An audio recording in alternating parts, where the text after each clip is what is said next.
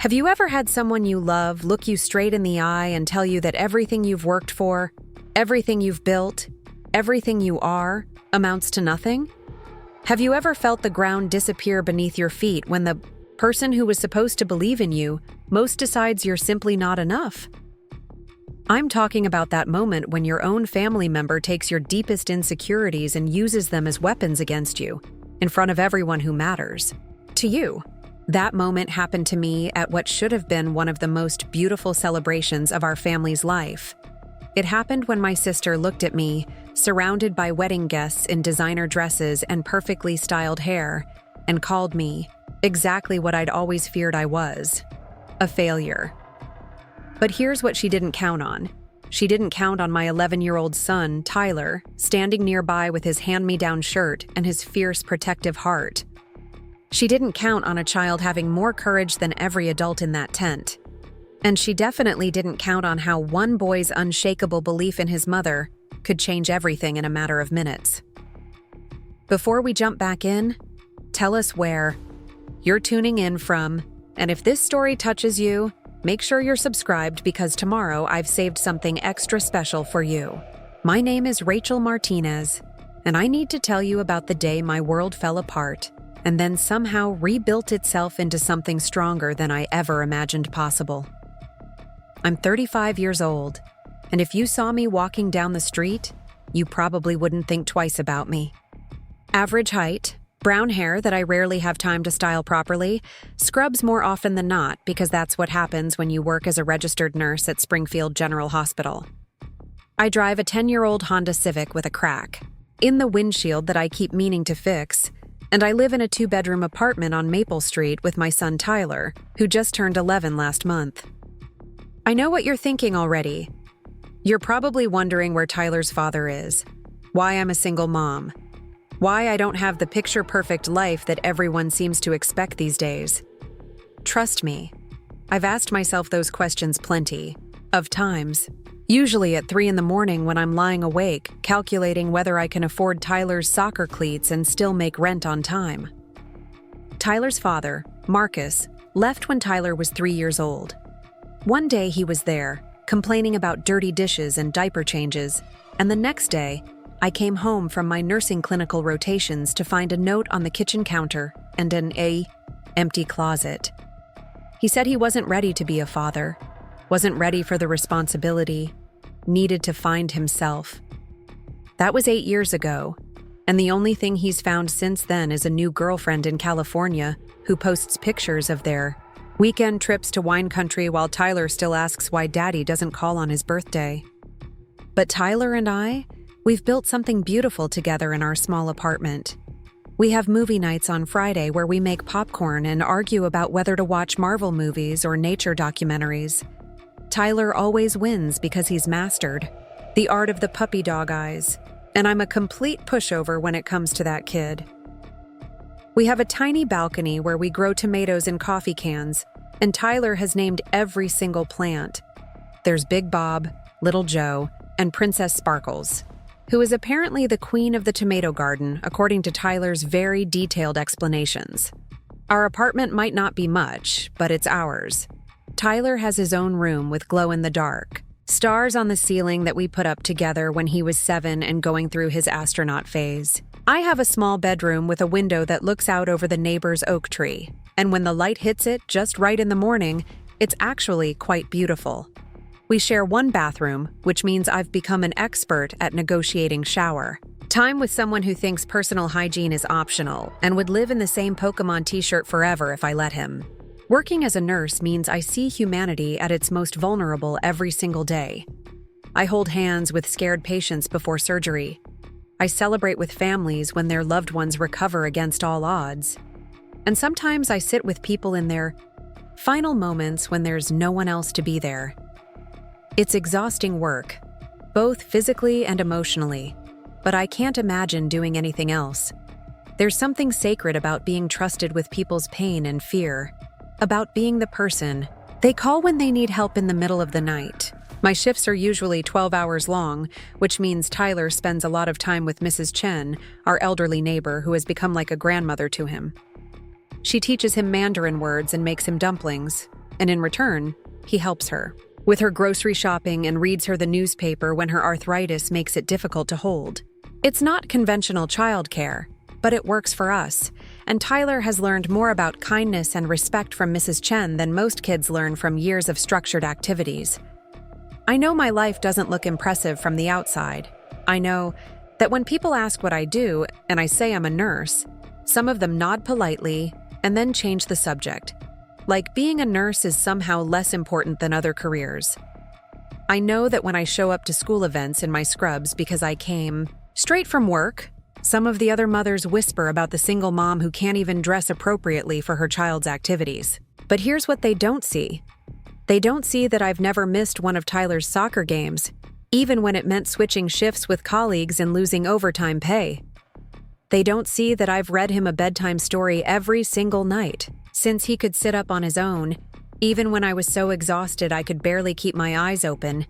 They don't see that I've taught him to be proud of who he is, regardless of what he has or doesn't have. Tyler is everything good about this world. Wrapped up in a skinny 11-year-old body, he has Marcus's dark hair and my stubborn streak, but everything else about him is purely his own creation. He's the kind of kid who gives his lunch money to classmates who forgot theirs, who stops to help elderly people carry their groceries, who cries during commercials about animals in shelters, and then asks if we can volunteer there, even though we barely have time as it is. He's also brilliant in ways that constantly surprise me. Not just book smart, although his teachers always comment on how curious and engaged he is, but emotionally intelligent in a way that makes me wonder if he's actually an old soul trapped in a young body. He notices when I'm stressed about bills, and will quietly start doing extra chores without being asked. He notices when Mrs. Chen is having a bad day with her arthritis, and will spend extra time reading to her. He notices everything, actually, which is both a blessing and a challenge when you're trying to shield your child from the harsher realities of adult life. The thing about being a single mother is that you're always aware of what you can't provide. Tyler has never been on a vacation that involved flying anywhere. He's never been to Disney World or on a cruise, or any of the elaborate trips that his classmates talk about after winter break. His birthday parties are small affairs in our living room with homemade cake and games like Pin the Tail on the Donkey, not rented bounce houses and professional entertainers. But Tyler has never complained, not once. When his friends talk about their new video game systems, Tyler nods along and then comes home and builds elaborate structures out of cardboard boxes. When they talk about their family trips, Tyler tells them about our adventures hiking the trails at the local state park, or our camping trips in the backyard, when we pretend we're explorers discovering new lands. My sister Jessica has always lived in a completely different world. 3 years younger than me, but somehow always seeming decades ahead in terms of what society considers success. Preparing and narrating this story took us a lot of time, so if you are enjoying it, subscribe to our channel. It means a lot to us. Now back to the story. Jessica graduated valedictorian from our high school, got a full scholarship to Northwestern University, and then went on to earn her MBA from Wharton. She works for a consulting firm in Chicago, the kind of job where she travels to different cities and stays in hotels that cost more per night than I make in a week. Jessica lives in a downtown condo with floor-to-ceiling windows and furniture that looks like it belongs in magazines.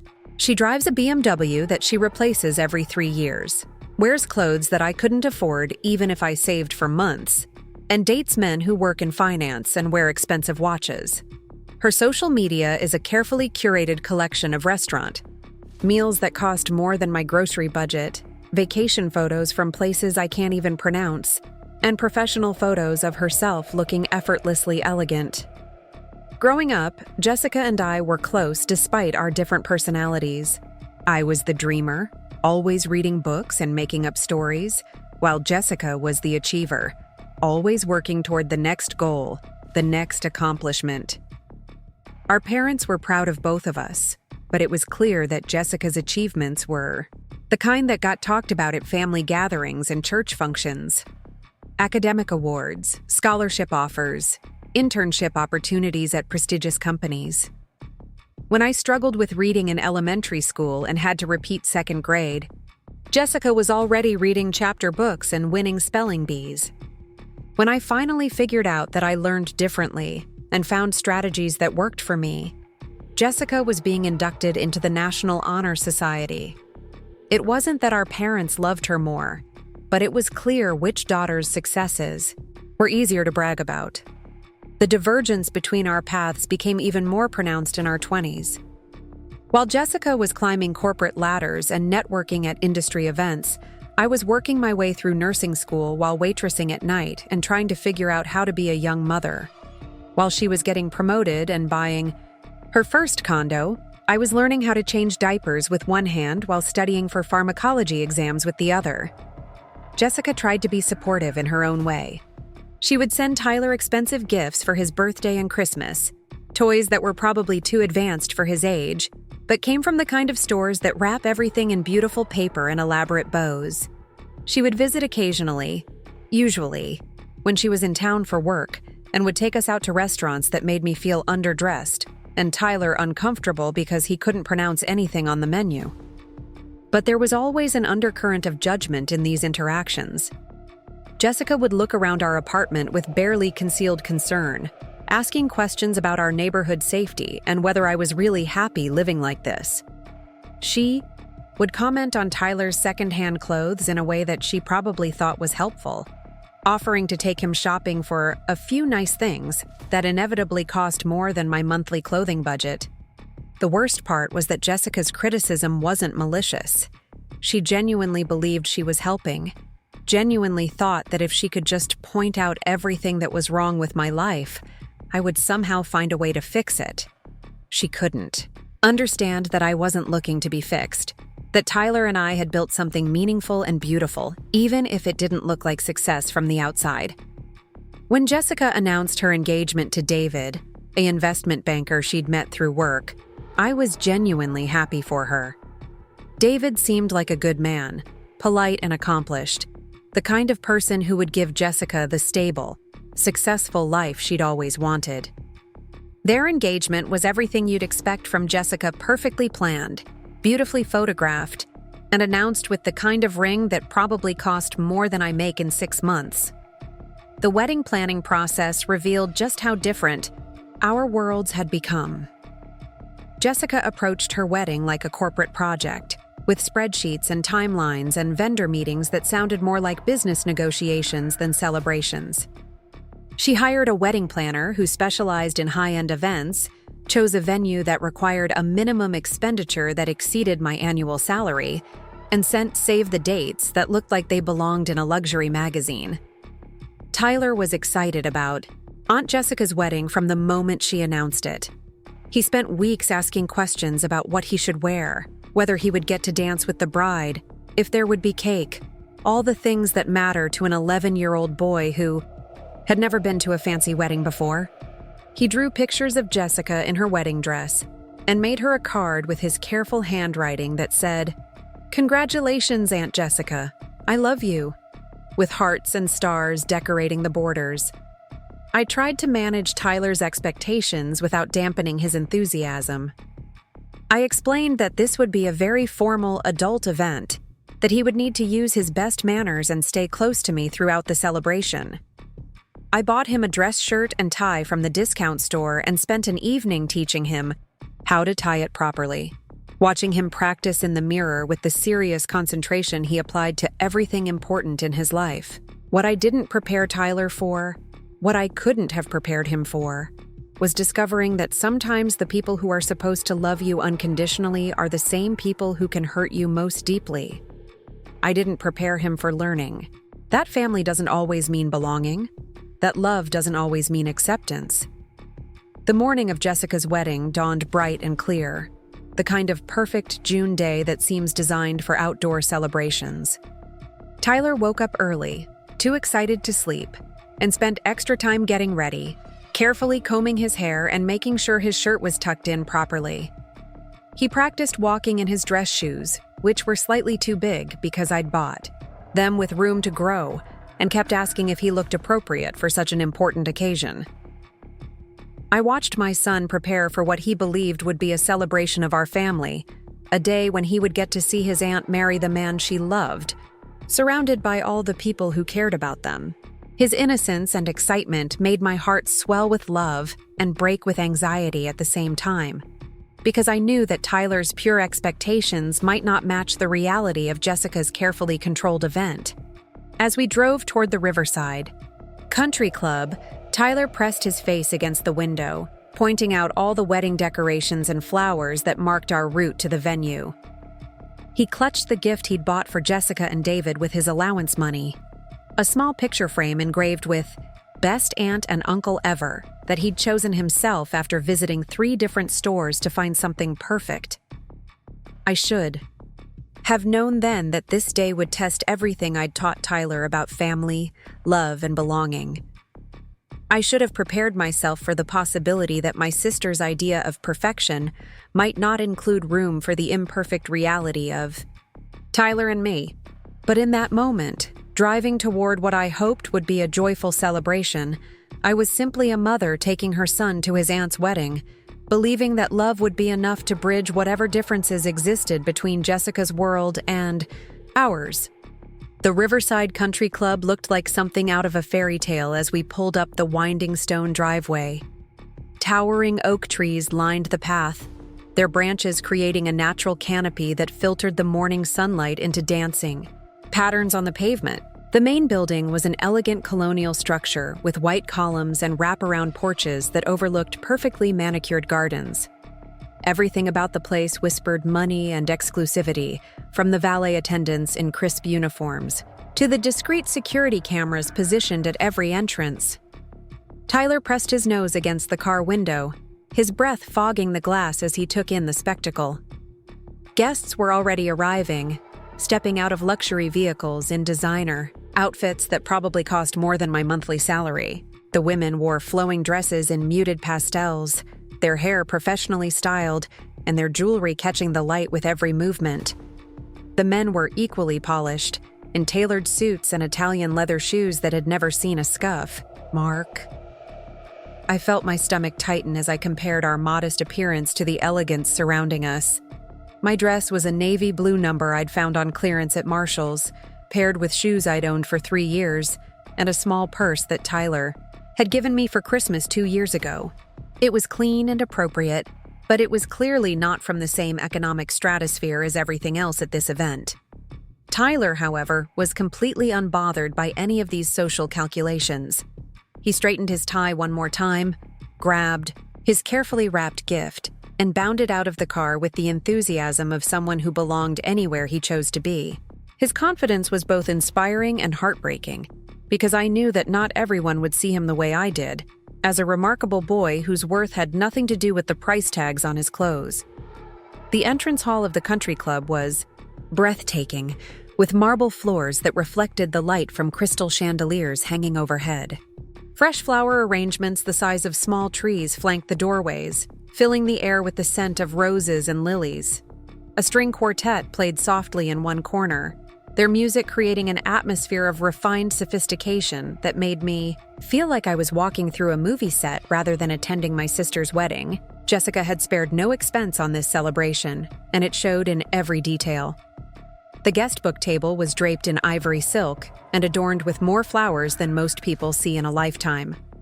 Uniformed staff members glided through the crowd, carrying silver trays of champagne and delicate appetizers that looked too beautiful to eat. Everything was perfect, controlled, and undeniably impressive. A wedding planner with an earpiece and a clipboard appeared at my elbow almost immediately. She was a tall, thin woman with silver hair pulled back in a perfect chignon, and the kind of smile that was simultaneously warm and calculating. Her eyes swept over Tyler and me with the practiced assessment of someone whose job was to ensure that every element of the day met exacting standards. "You must be Rachel," she said, consulting her clipboard. "I'm Margaret, the wedding coordinator. We have you and your son seated at table 12, which offers a lovely view of the gardens." Her tone was pleasant, but left no room for negotiation. Table 12 was clearly where the less important guests were placed, far enough from the action to be out of the way, but close enough to witness the celebration. Tyler looked up at Margaret with genuine interest. "Is that where the other family members are sitting?" he asked politely. "I'd like to sit with my cousins if possible." Margaret's smile faltered slightly. "Oh, sweetie, the immediate family has special seating arrangements. You'll be much more comfortable at your assigned table."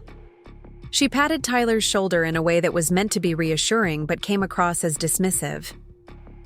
I felt a familiar surge of protective anger on Tyler's behalf, but I forced myself to smile and thank Margaret for her help. This was Jessica's day, and I wasn't going to cause a scene over seating arrangements, even if those arrangements made it clear exactly where Tyler and I ranked in the family hierarchy. As we made our way through the crowd toward the ceremony area, I caught glimpses of family members I hadn't seen in months. My cousin Amanda was there with her husband and teenage daughters, all of them dressed in coordinated outfits that looked like they'd stepped out of a catalog. Uncle Robert and Aunt Margaret had flown in from Arizona, looking tanned and prosperous, in their retirement. Jessica's college friends were clustered near the bar, laughing and taking selfies with the kind of carefree confidence that comes from never having to worry about money. What struck me most was how easily everyone else seemed to fit into this world.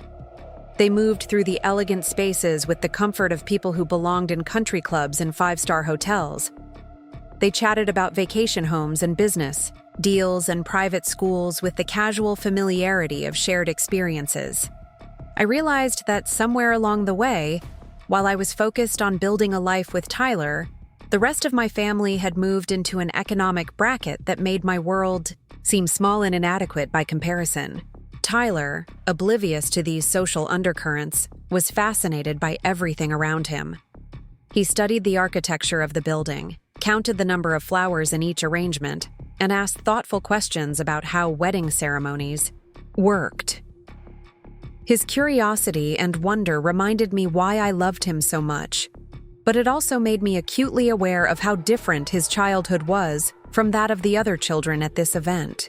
When we reached the outdoor ceremony space, my breath caught in my throat. Jessica had transformed the country club's garden into something magical. White chairs were arranged in perfect rows on either side of a stone pathway that led to an archway covered in cascading flowers. The backdrop was the rolling hills of the golf course, with the late morning sun casting everything in a golden glow that made the scene look like a painting. An usher directed us to seats in the back rows, behind the family sections that were marked with reserved signs and white ribbon. Tyler examined the program that had been placed on each chair, reading every word with the careful attention he gave to everything important. The program was beautifully designed, with Jessica and David's names embossed in gold lettering and a timeline of their relationship that read like a fairy tale of professional success and romantic milestones. As more guests arrived and found their seats, I couldn't help but notice the subtle geography of the seating arrangement.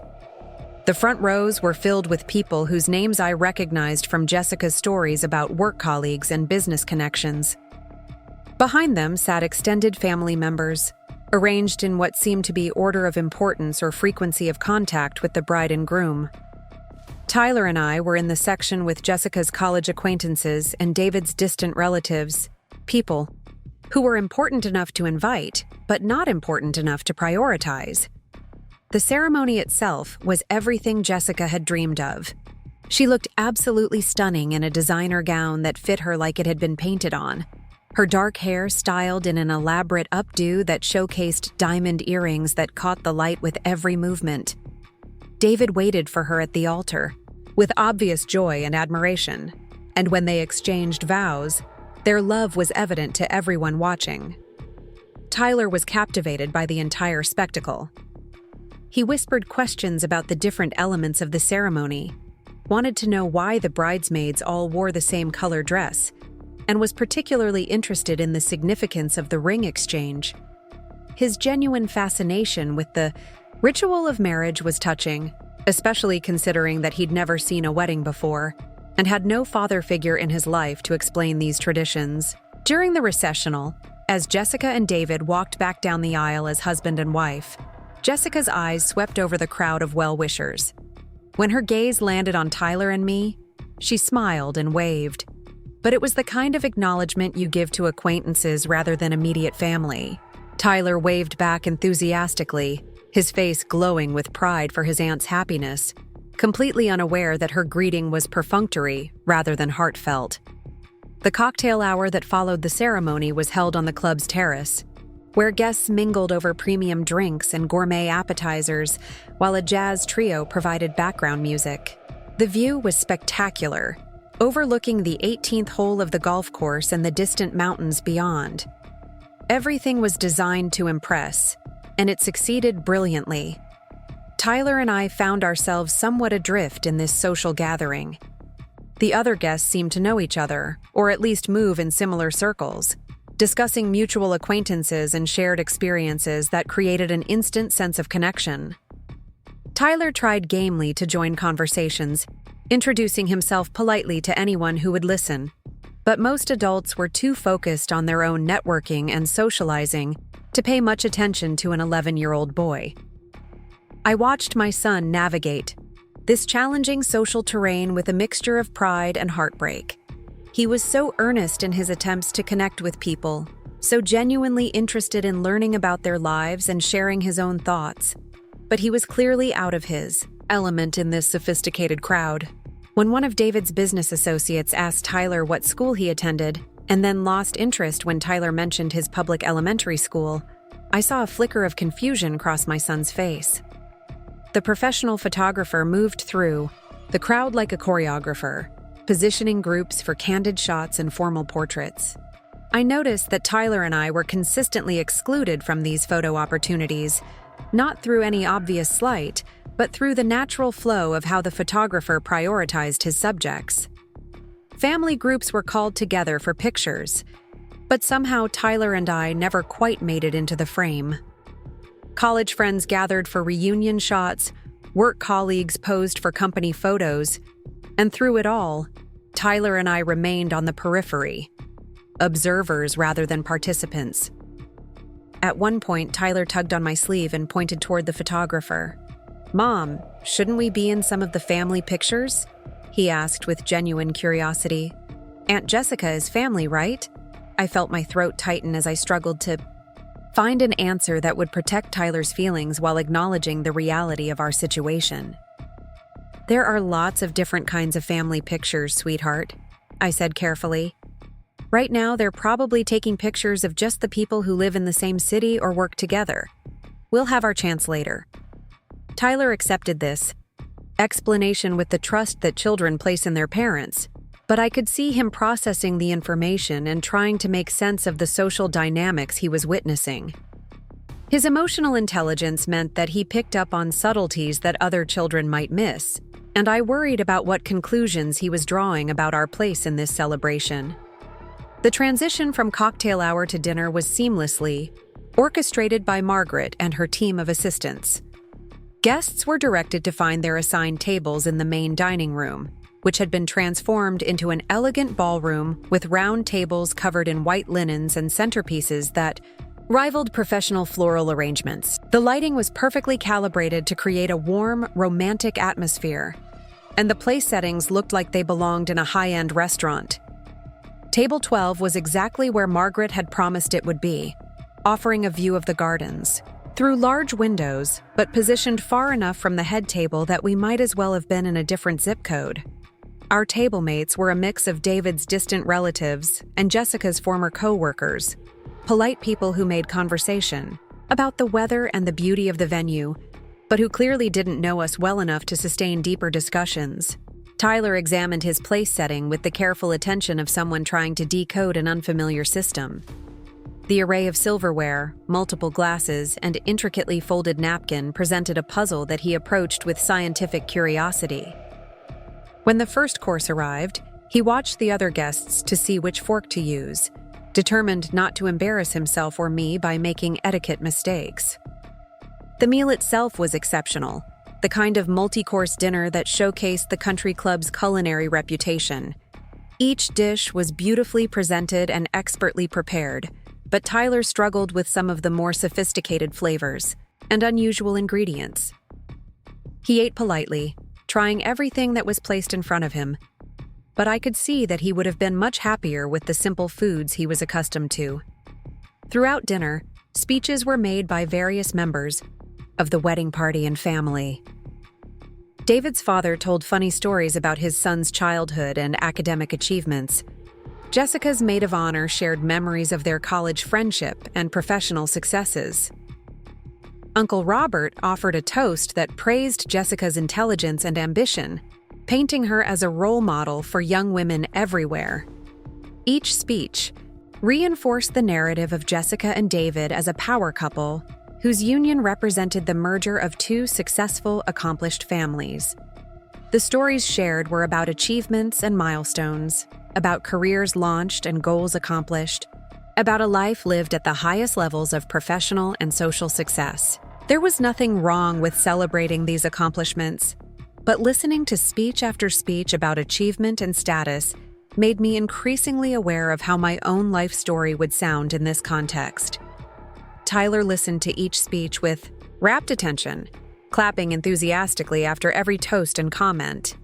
He was genuinely happy for Jessica and David, genuinely invested in their celebration, but I could see him trying to figure out where he and I fit into the family narrative, being constructed through these speeches. When people talked about Jessica's childhood, they mentioned her academic success and leadership roles, but there was no mention of the sister who had helped her with homework when she struggled with math, or who had listened to her fears about fitting in during her awkward middle school years.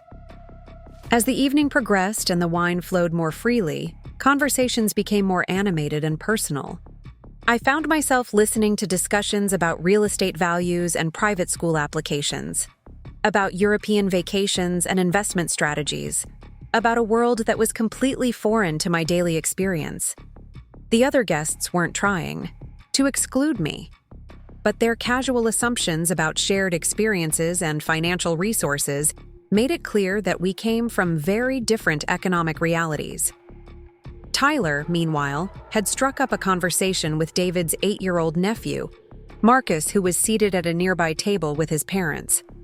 The two boys discovered a mutual interest in science and space exploration, and Tyler was enthusiastically explaining his theories about extraterrestrial life when Marcus's mother interrupted to redirect her son's attention back to the adult conversation at their table.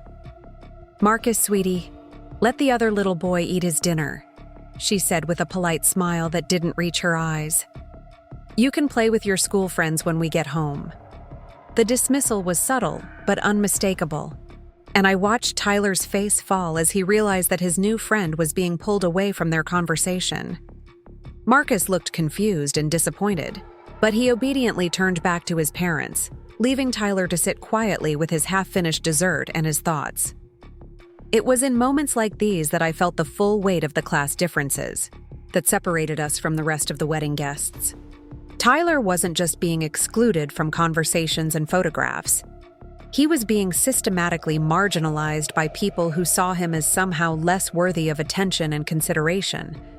The worst part was that these slights weren't malicious or intentional. They were simply the natural result of social hierarchies that placed greater value on certain types of families and achievements. As the dinner wound down and the dancing portion of the evening began, I made a decision that I would later regret. Instead of gathering our things and making polite excuses to leave early, I decided to stay for the full celebration. I told myself that Tyler deserved to experience his aunt's wedding in its entirety, that family meant showing up even when it was uncomfortable, that Jessica would notice and appreciate our presence throughout the entire event. What I didn't anticipate was how much more painful the evening would become, or how one overheard conversation would shatter the fragile composure I'd been maintaining all day. I didn't know that the worst moment was still ahead of us, hidden in the shadows of what appeared to be a perfect celebration. The dance floor opened with Jessica and David's first dance, a carefully choreographed routine to a romantic ballad that showcased their grace and coordination. They moved together with the confidence of people who had taken professional lessons, every step perfectly timed and executed. The guests gathered around the perimeter of the dance floor, phones raised, to capture the magical moment, creating a human wall that made it impossible for Tyler and me to see clearly from our distant table. Tyler stood on his chair to get a better view, his face glowing with excitement as he watched his aunt and new uncle dance. "They look like they're in a movie, Mom," he whispered, and I had to agree that they made a stunning couple. When the iced tea song ended and other couples joined them on the dance floor, Tyler asked if we could dance too, and I realized that despite everything else that had gone wrong that day, I could still give my son that simple pleasure. We made our way to the edge of the dance floor, where Tyler and I swayed to the music with the unself-conscious joy that comes from focusing on each other rather than on the judgment of others. Tyler was a terrible dancer, stepping on my feet and moving to his own rhythm rather than the actual beat of the music. But his enthusiasm more than made up for his lack of coordination. For a few minutes, we created our own bubble of happiness in the middle of Jessica's perfect celebration. It was while we were dancing that I first noticed the whispered conversation taking place near the bar. Jessica was standing with her maid of honor, Amanda, and David's sister, Claire, holding champagne flutes and speaking in the low tones that people use when they don't want to be overheard. I wouldn't have paid any attention to their conversation except that I heard my name mentioned, followed by Tyler's. The music was loud enough that I couldn't make out their exact words, but their body language suggested that they were discussing something unpleasant or problematic. Jessica kept glancing in our direction with an expression I couldn't quite read, while Amanda and Claire nodded sympathetically and offered what appeared to be consoling comments. My instinct told me to ignore whatever they were saying and focus on enjoying the dance with Tyler, but curiosity and a growing sense of unease made it impossible to dismiss their conversation entirely. When the song ended, Tyler asked if he could get some punch from the refreshment table, and I agreed, grateful for a reason to move closer to where Jessica and her friends were standing. Tyler skipped ahead toward the punch bowl, his earlier disappointments forgotten in the excitement of the music and dancing, while I followed more slowly, straining to hear what was being said at the bar. What I heard in those next few moments would haunt me for weeks afterward, and would ultimately lead to the confrontation that changed everything between Jessica and me. But in that moment, as I approached the bar with my son happily humming the wedding song under his breath, I had no idea that I was about to hear my deepest fears and insecurities voiced aloud by the person whose opinion mattered most to me. The words hit me like ice water, freezing me in place just steps away from the bar where Jessica stood with her champagne flute, completely unaware that I could hear every syllable of her conversation with Amanda and Claire.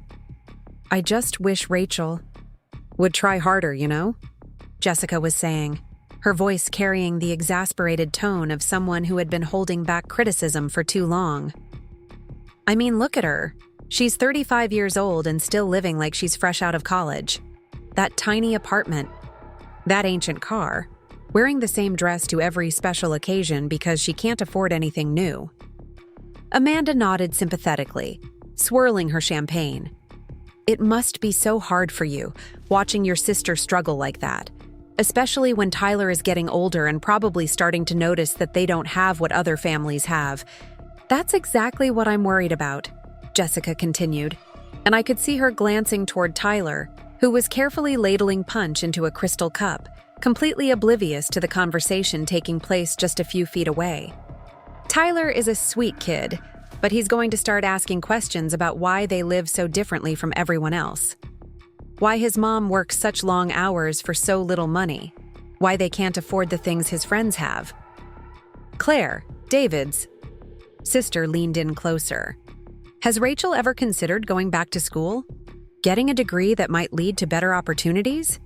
I mean, nursing is noble work, but it's not exactly a pathway to financial security." The casual dismissal of my profession, my calling, my life's work felt like a physical blow.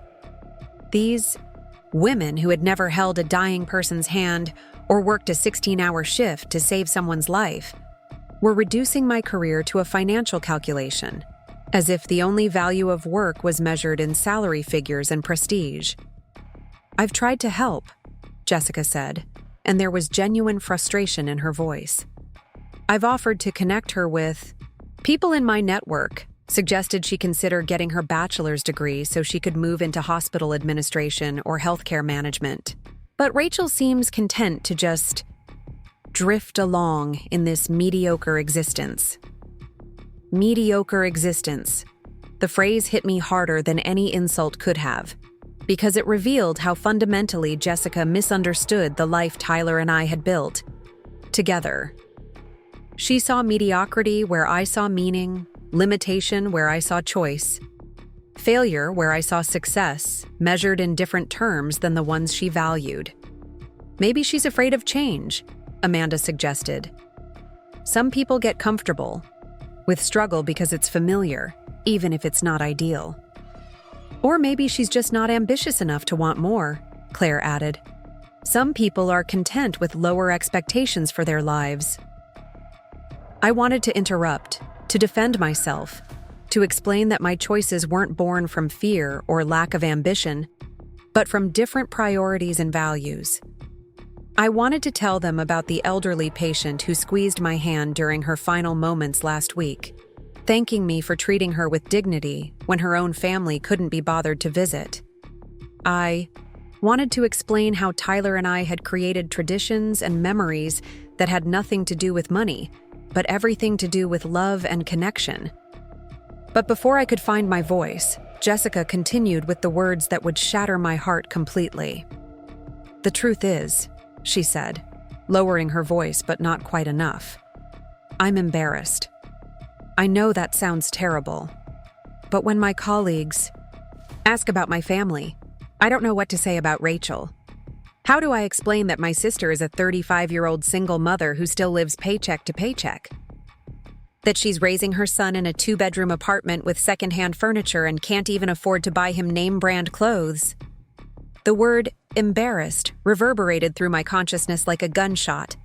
My own sister, the person who was supposed to love me unconditionally, was embarrassed by my existence.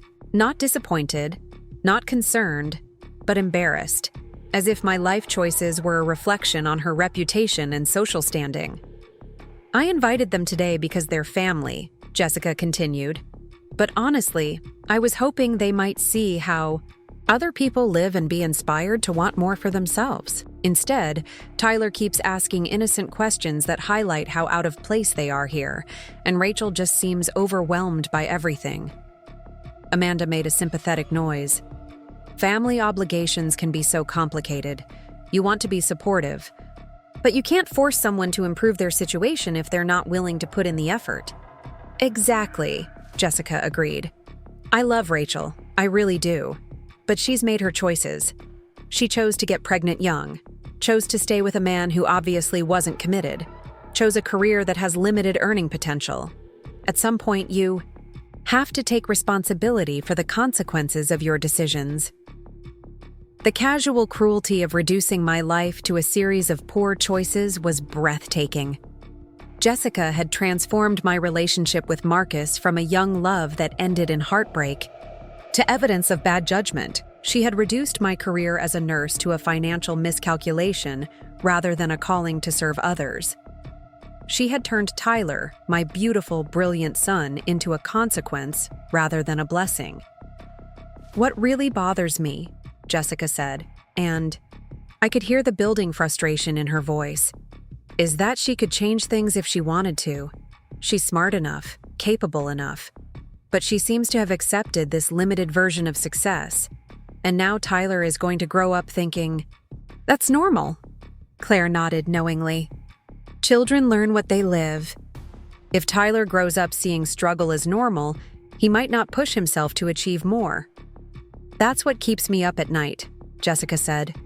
"Tyler is such a good kid, but he's being raised with no real ambition, no understanding of what's possible. If you're willing to work for it, Rachel babies him, protects him from reality instead of preparing him for the real world." I felt tears stinging my eyes as I listened to my sister dissect my parenting, my choices, my entire life with the clinical detachment of someone discussing a case study rather than a beloved family member. Every word revealed how completely she misunderstood who Tyler and I were, what we valued, what we had accomplished in our small but meaningful world. Tyler appeared at my elbow, carefully balancing his cup of punch and wearing the bright smile that never failed to lift my spirits. "Mom, they have chocolate-covered strawberries over there. Can we get some for later?" His innocent enthusiasm, his pure joy in the simple pleasures of this elegant celebration, stood in stark contrast to the harsh judgment I had just overheard. Looking at Tyler's face, I saw everything that Jessica couldn't see. The kindness, the curiosity, the emotional intelligence, the capacity for joy that had nothing to do with material possessions or social status. "Of course, sweetheart," I managed to say, my voice only slightly strained. "Why don't you go get us a few while I talk to Aunt Jessica?"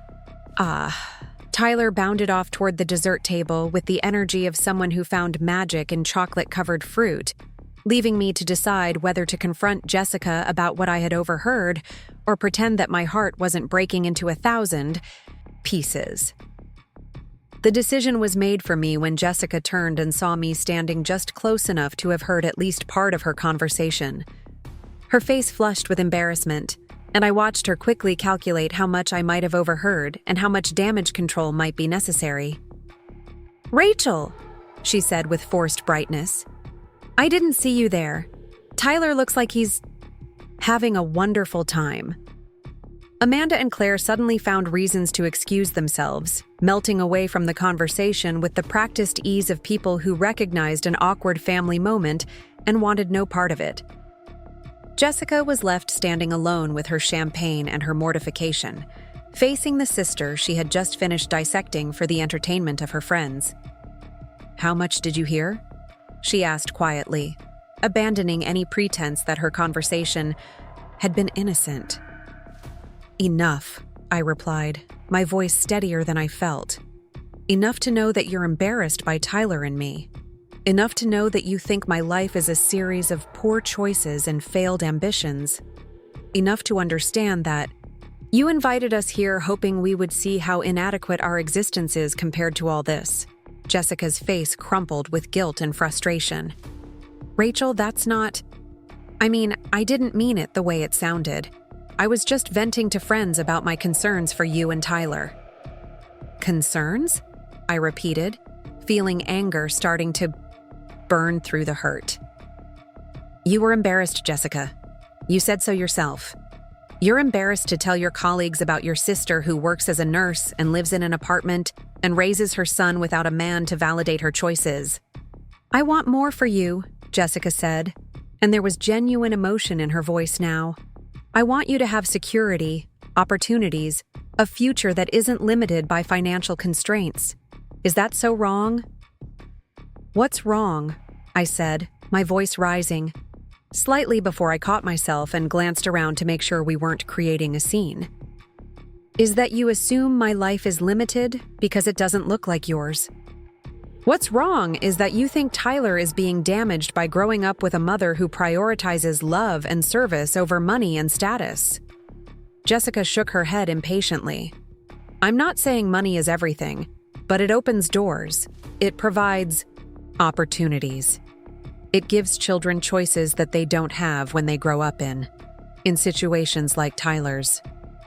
"Situations like Tyler's," I repeated. "You mean situations where a child is loved unconditionally, where he learns empathy and kindness, where he understands that worth isn't measured by what you own, but by how you treat other people." "That's not what I meant," Jessica said, but her defensive tone suggested that she knew exactly how her words had sounded. "I just think Tyler deserves every advantage possible, and right now he's not getting them." The conversation was interrupted by Tyler's return, his hands full of chocolate-covered strawberries and his face glowing with excitement. "Mom, look what I got for us!" And the lady at the dessert table said I had excellent manners. She asked if I was related to the bride because I was so polite. Jessica looked at Tyler with what appeared to be genuine affection, but I could see the calculation behind her smile. She was seeing him through the lens of her own assumptions about what children from limited backgrounds were supposed to be like, measuring him against stereotypes rather than recognizing him for the remarkable individual he actually was. That's wonderful, Tyler, Jessica said. You do have excellent manners. Your mom has done a good job teaching you how to behave properly. The condescension in her tone was subtle but unmistakable. She was praising Tyler for exceeding her low expectations rather than acknowledging his inherent goodness and intelligence. To her, his politeness was a testament to my adequate parenting, rather than evidence of his own character and emotional intelligence. Tyler beamed at the compliment, completely missing the underlying implications. Mom taught me that being polite is how you show respect for other people, he said proudly. And respect is one of the most important things you can give someone, especially at special occasions like weddings. I felt a surge of fierce pride at Tyler's words, which demonstrated a level of emotional sophistication that had nothing to do with financial resources or educational advantages. This was a child who understood fundamental human values, who had been raised to see beyond surface appearances to the deeper connections that bind people together. Jessica, however, seemed uncomfortable with Tyler's earnest response. "That's very mature of you, Tyler," she said, but I could see her glancing around as if worried that other guests might overhear our conversation and judge her for having such philosophical discussions with an 11-year-old. The moment crystallized. Everything that was wrong with Jessica's perspective on our lives. She couldn't see Tyler's wisdom and compassion as strengths because they didn't translate into the kind of achievements she valued. She couldn't appreciate the depth of character he was developing because it wasn't quantifiable in the same way as test scores or athletic accomplishments. "Tyler," I said, placing my hand on his shoulder, "why don't you go see if you can find Uncle David? I know he was asking about that book you're reading about space exploration." Tyler's face lit up with excitement. David had indeed expressed interest in Tyler's latest obsession with astrophysics, and Tyler was always eager to share his knowledge with anyone willing to listen. "Really? He wants to know about black holes and stuff? That's so cool." As Tyler hurried off to find David, Jessica and I were left alone again with the weight of our unfinished conversation hanging between us. The wedding celebration continued around us, with guests laughing and dancing and celebrating the perfect love story that Jessica and David represented. But I felt completely disconnected from the joy surrounding us. "Rachel," Jessica said quietly, "I know you're hurt by what you heard, but you have to understand that I'm coming from a place of love. I want you and Tyler to have every opportunity, every advantage." "What you want," I replied, keeping my voice low but letting the steel show through, "is for Tyler and me to fit into your version of what success looks like. You want us to validate your choices by adopting them ourselves, but our life has value exactly as it is, Jessica.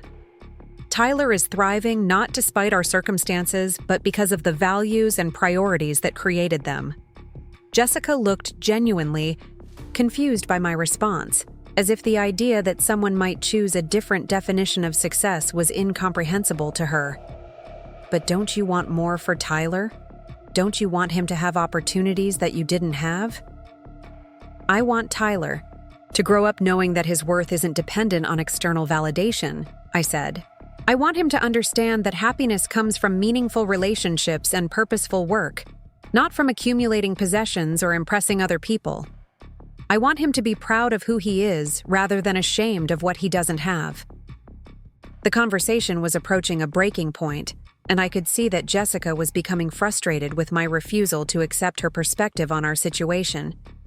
In her mind, she was offering help and wisdom, and my resistance to her advice was evidence of stubbornness or denial rather than a fundamental difference in values. What neither of us anticipated was that Tyler had been listening to more of our family dynamics than either of us realized, and that he was about to demonstrate a level of courage and moral clarity that would expose the flaws in Jessica's assumptions about children from limited backgrounds. The real confrontation was still ahead of us, but the foundation had been laid by months of subtle slights and growing tensions that had finally erupted into open conflict. As the evening progressed and the celebration moved toward its climax, I had no idea that my 11-year-old son was about to deliver a lesson in courage and integrity that would change how everyone at that wedding saw our family, including Jessica herself. The tension between Jessica and me continued to simmer beneath the surface as the wedding reception moved into its final hours. We had returned to our respective roles as celebrant and observer, but the conversation at the bar had changed everything. Every smile Jessica sent in Tyler's direction now felt calculated. Every gesture of inclusion seemed tinged with pity rather than genuine affection. I found myself watching Tyler with new awareness, seeing him through Jessica's critical lens, and feeling a fierce protectiveness that made my chest tight with emotion. Tyler was completely oblivious to the undercurrents of judgment and disapproval swirling around him. He continued to move through the celebration with his characteristic enthusiasm, striking up conversations with elderly guests who appreciated his curiosity, helping the catering staff clear tables without being asked, and finding joy in every element of his aunt's special day. The band had switched to more contemporary music, and the dance floor was filled with guests of all ages, showing off their moves with varying degrees of skill and sobriety. Tyler watched the dancing with fascination, studying the different styles and rhythms with the same scientific approach he applied to everything that captured his interest. When a particularly energetic song came on, he started moving to the beat while standing beside our table, unconsciously mimicking the movements he observed on the dance floor. "Tyler's got some moves," commented Mrs. Patterson, David's elderly aunt who had been seated at our table throughout dinner. She was a kind woman in her 70s who had regaled Tyler with stories about her late husband's military service and her own career as a high school principal. "You should get out there and show them how it's done, young man." Tyler blushed but shook his head. "I'm not a very good dancer," he admitted. "I mostly just move around and hope it looks okay." Mrs. Patterson laughed warmly. "That's exactly what dancing is, sweetie. Moving around and hoping it looks okay. The secret is not caring too much about whether anyone else thinks you're doing it right." Her words struck me as profound wisdom that extended far beyond dancing. Tyler had been moving through this entire wedding celebration with exactly that approach, being authentically himself without worrying too much about whether he met other people's expectations. It was a quality I admired in him and envied at. At the same time, this ability to remain true to his own nature regardless of the social pressures surrounding him. As the evening progressed, I noticed that Tyler had become something of a favorite among the older guests at the wedding. His genuine interest in their stories and his thoughtful questions had won over several of David's relatives, who seemed charmed by his old-fashioned politeness and mature conversation skills. Mrs. Patterson introduced him to her sister and brother-in-law, who were delighted to discover that Tyler knew quite a bit about World War II history from his voracious reading habits. "This young man knows more about the Pacific Theater than most adults," announced Mr. Patterson, David's uncle, after Tyler had correctly identified several battle sites and explained the strategic importance of island-hopping campaigns. "Where did you learn all this, son?" Tyler explained his love of reading and his particular fascination with military history, which had started when he'd found a box of old magazines about World War II at a garage sale. His enthusiasm for learning and his ability to retain and synthesize information impressed the adults around him, and I felt a surge of pride watching him hold his own in conversations with people 3 or 4 times his age. But even as Tyler was winning over David's relatives with his intelligence and charm, I couldn't shake the memory of Jessica's words about his limited upbringing and lack of real opportunities. Looking at him now, engaging in sophisticated discussions about historical events and demonstrating wisdom beyond his years, I wondered how Jessica could see limitation where I saw unlimited potential. The answer became clearer when I observed Jessica interacting with some of the other children at the wedding. David's business partner had brought his 12-year-old daughter, Sophia, who attended an exclusive private school and spent her summers at expensive camps in Switzerland and Martha's Vineyard. Jessica gravitated toward Sophia throughout the evening, asking about her academic achievements, her travel experiences, and her plans for high school. Sophia is applying to boarding schools for next year, Jessica told me when I joined their conversation near the dessert table. She's already been accepted to two of the most prestigious academies in New England. Isn't that impressive? Sophia smiled politely and launched into a well-rehearsed description of her academic goals and extracurricular activities. She spoke with the confidence of someone who had never doubted her place in the world or questioned whether she belonged in any particular social setting. Her accomplishments were undeniably impressive, but they were also the predictable result of every advantage that money and connections could provide. Tyler listened to Sophia's recitation with genuine interest, asking thoughtful questions about her experiences and expressing admiration for her achievements. He showed no trace of envy or inadequacy, simply the natural curiosity he displayed toward anyone with interesting stories to share. But I could see Jessica comparing the two children, measuring Tyler against Sophia's polished presentation and finding him lacking in ways that had nothing to do with his character or intelligence. "What about you, Tyler?" Sophia asked politely, when she had finished describing her academic plans. "What school do you go to?" Tyler straightened proudly. "I go to Roosevelt Elementary here in Springfield. It's a great school with really nice teachers. My favorite class is science because Mr. Rodriguez lets us do lots of experiments, and he encourages us to ask questions about everything." I watched Jessica's face during Tyler's response and saw the slight flinch that betrayed her embarrassment. Roosevelt Elementary was a perfectly good public school with dedicated teachers and strong academic programs. But in the context of this conversation about boarding schools and elite academies, it sounded humble and unremarkable. "That sounds fun," Sophia said with the kind of polite disinterest that children learn from observing adult social interactions. "Do you have any special programs there? Like advanced classes or anything?" Tyler nodded enthusiastically. "We have a gifted program where we get to work on independent projects.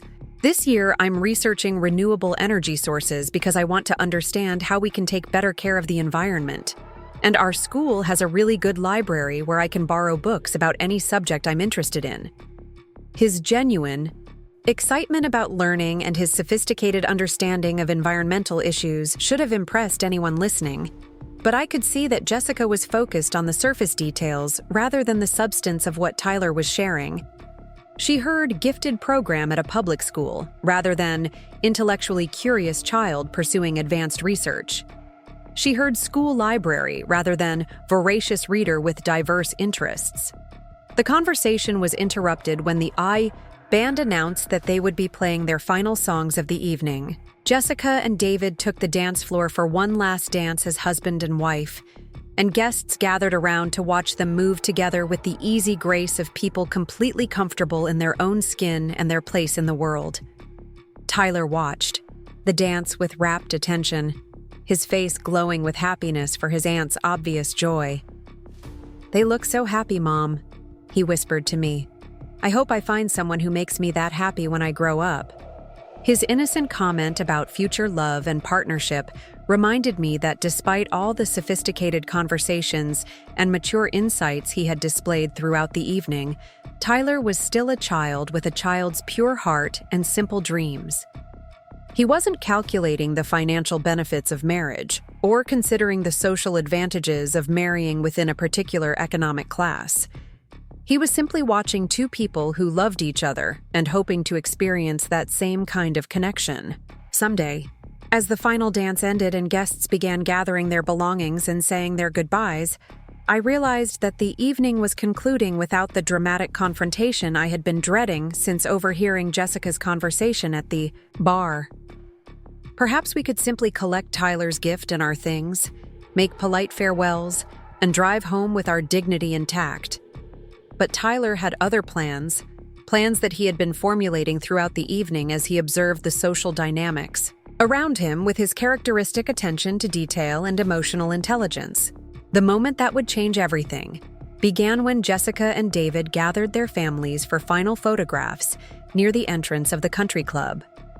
The photographer arranged the immediate family members in a formal group, with Jessica and David in the center, their parents flanking them on either side, and the bridesmaids and groomsmen arranged in elegant poses behind them.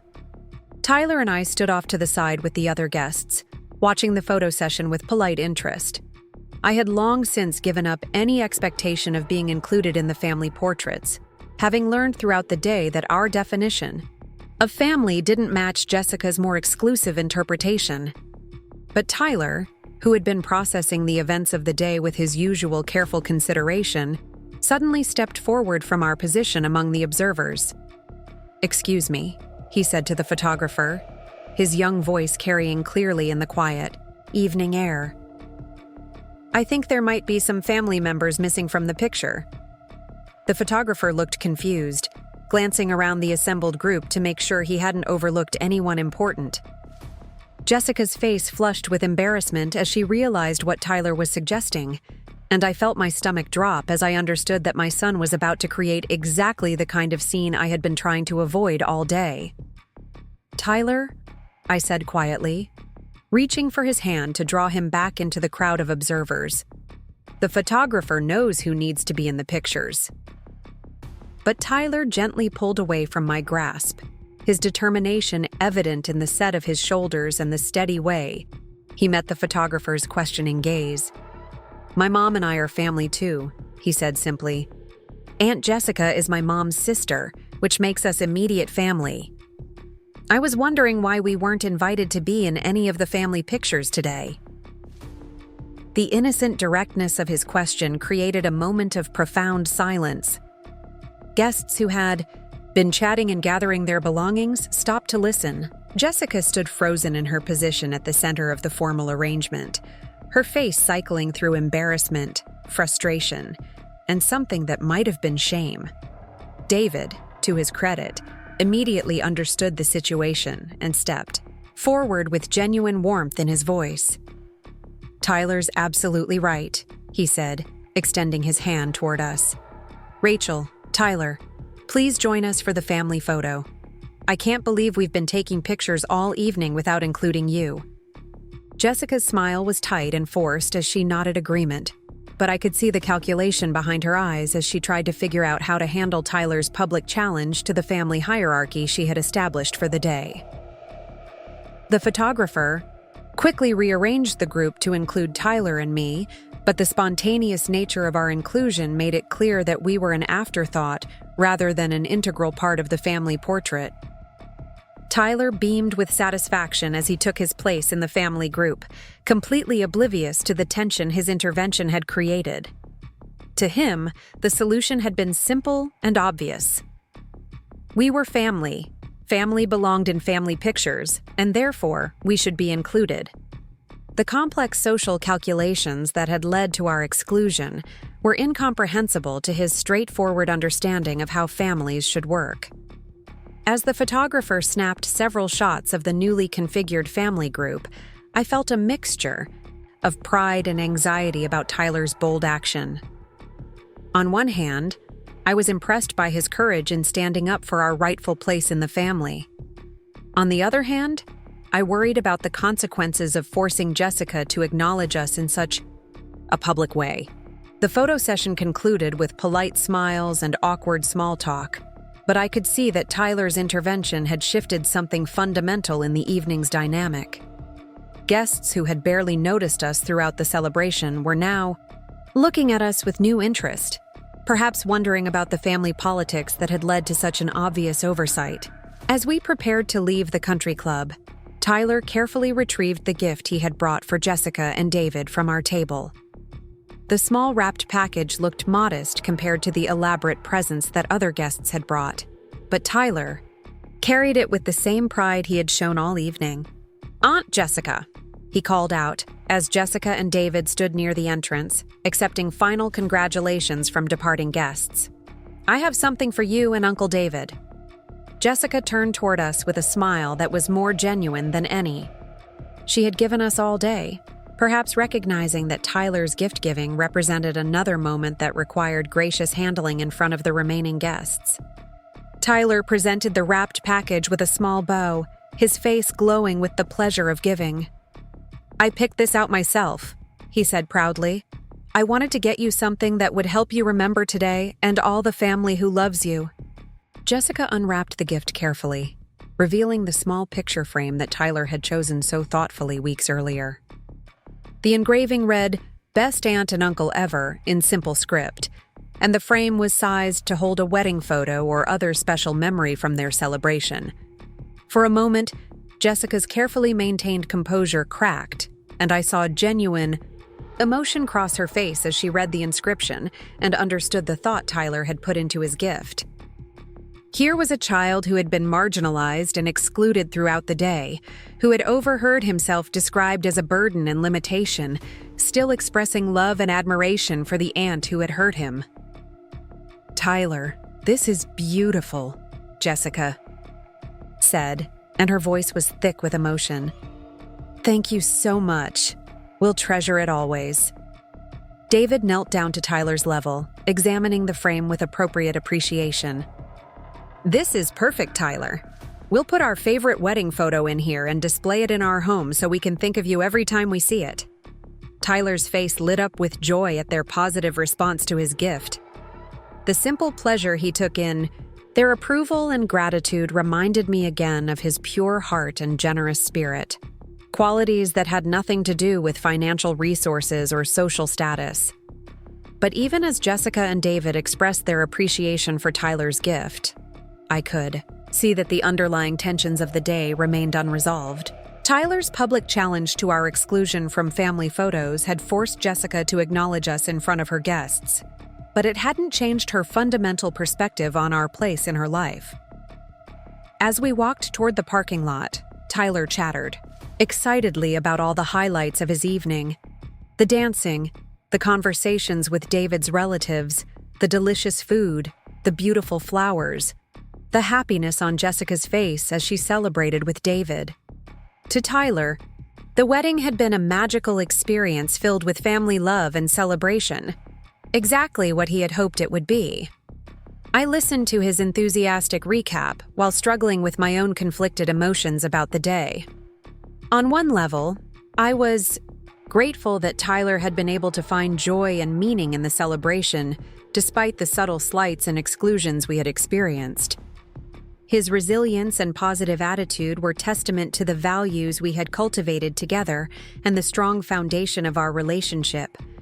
But on another level, I was still reeling from Jessica's harsh assessment of our life and her obvious embarrassment about our presence at her wedding. The casual cruelty of her comments to her friends, the systematic exclusion from family activities, and the clear message that we were tolerated rather than welcomed had left deep wounds that wouldn't heal simply because the evening had ended. On a positive note, as I drove Tyler home through the quiet streets of Springfield, listening to him hum wedding songs under his breath and watching him smile at his own memories of the celebration, I made a decision that would prove to be one of the most important of my life. I decided that I would not let Jessica's judgment define our worth or limit our joy. I would not allow her narrow definition of success to diminish the meaningful life Tyler and I had built together. And most importantly, I would make sure that Tyler continued to grow up knowing that his value came from his character, his kindness, and his capacity for love, not from external measurements of achievement or status. What I didn't know as we drove home that night was that Tyler had been processing the events of the day with much more awareness than I had realized, and that his understanding of the family dynamics he had witnessed would soon lead to a moment of courage and moral clarity that would change everything between Jessica and me forever.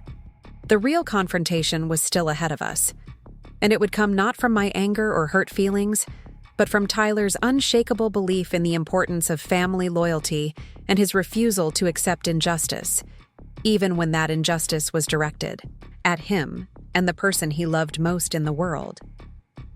The week following Jessica's wedding passed in a strange sort of suspended animation. Tyler returned to his normal routine of school, soccer practice, and evening homework sessions, but I could see that he was processing something deeper than his usual 11-year-old concerns. He would pause in the middle of conversations, staring, off into space with the thoughtful expression he wore when working through complex problems in his mind. I had been dreading the inevitable follow-up conversation with Jessica, expecting either an angry confrontation about Tyler's public challenge to our exclusion from family photos, or perhaps a patronizing attempt to smooth over the tensions that had surfaced during the wedding. What I didn't expect was complete silence. No phone call, no text message, no acknowledgement that anything significant had happened between us. The silence spoke volumes about Jessica's perspective on our relationship.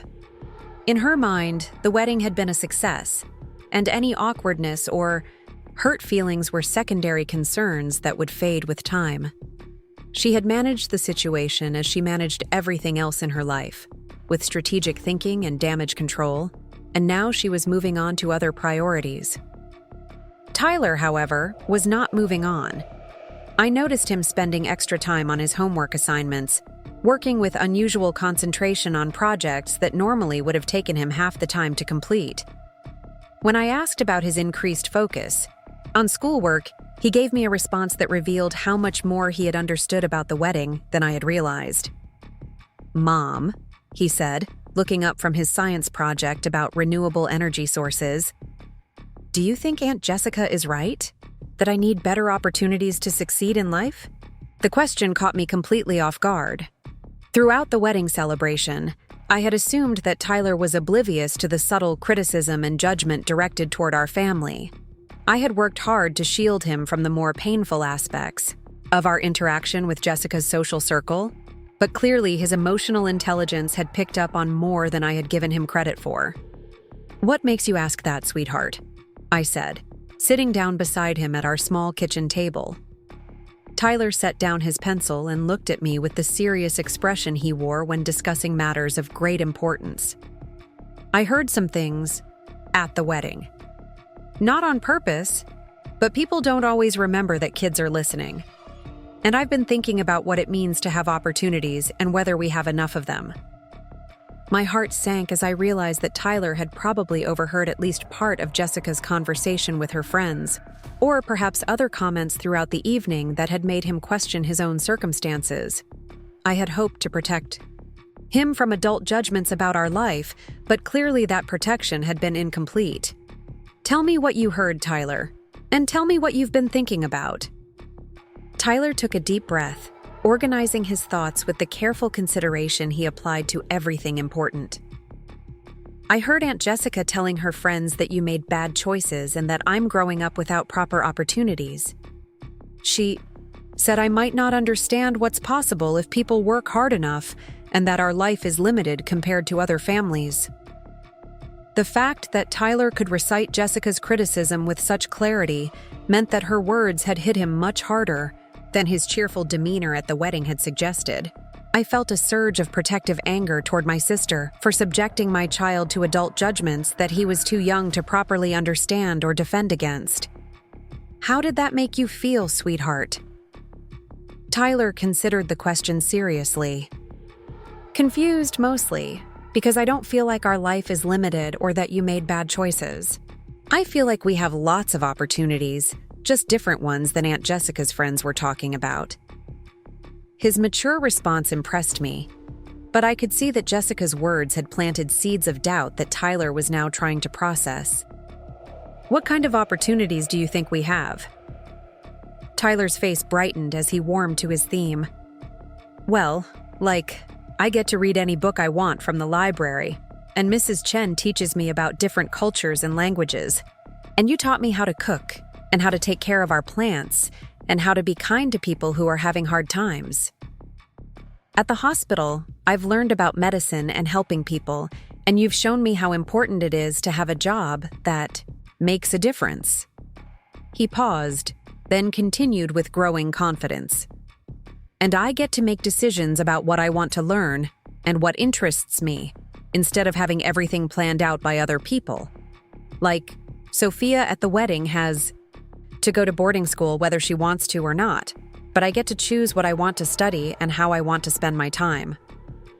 Tyler's perspective on our life reminded me why I had made the choices I had made, and why I continued to believe that love and values mattered more than financial resources or social status.